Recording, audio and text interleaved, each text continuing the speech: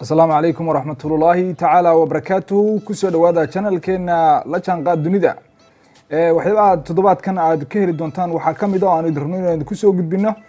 warshadihii Soomaaliya ay lahaan jirtay waxaan ku bilaabaynaa labadii warshadood ee sonkorta ee ku kala yaalay Mareerey iyo waliba Jowhar walaba warshadii baastada ee Muqdisho saddex warshadii sigaarka iyo tarraga ama kabriidka ee soo saari jirtay sigaarka loo yaqaan ubax iyo galeed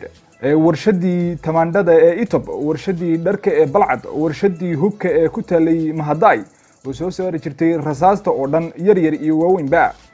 warshadii khamriga iyo cadarada ee Isnay Biyaasa warshadii sibirka ee Berbera warshadii saabuunta ee loo yaqaanay Bayl ee ku talay Muqdisho warshadii saabuunta adaga ee dharka iyo jidhkaba warshadii masaabiirta ee ku talay Muqdisho warshadii kabaha ee ku talay Muqdisho warshadii hargaha iyo saamaha ay ku kala yaalay Hargeysa iyo Muqdisho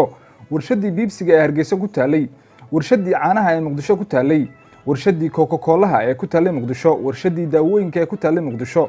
warshadii kalluunka ee ku kala yaalay Laas Qoray iyo Qandala iyo waliba Muqdisho warshadii ranjiga warshadii daqiiqda warshadii caanaha warshadii cambaha warshadii nanaca iyo xanjada warshadii bugaagta iyo qalmaanta warshadii tamaashiirta ee ku talay Muqdisho iyo Hargeysa warshadii kabista hubka ee ku kala yaalay Hargeysa iyo Muqdisho warshadii sifaynta badroolka ee ku talay Jazeera Muqdisho warshadii jingada warshadii buskudka warshadii xooga korontada ee Anayo warshadii galeyda ee ku talay Galkacyo warshadii barafka ee loo yaqaan Negfish ee ku talay magaalooyinka Berbera iyo Boosaaso warshadii plastiga warshadii dacaska warshadii hilibka ee ku talay Kismaayo ee loo yaqaan Carnabif dhammaan kuwaas waa qaar kamid ah warshadihii dalku lahaan jiray